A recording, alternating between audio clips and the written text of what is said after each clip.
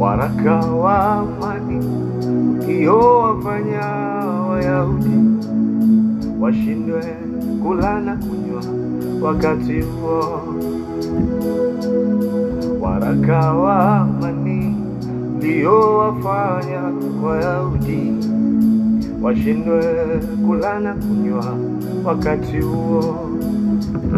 Waraka ulioagiza Wayahudi wauawe, waraka uliotangaza Mordekai anyongwe, waraka ulioagiza Wayahudi wauawe, waraka uliotangaza Mordekai anyongwe.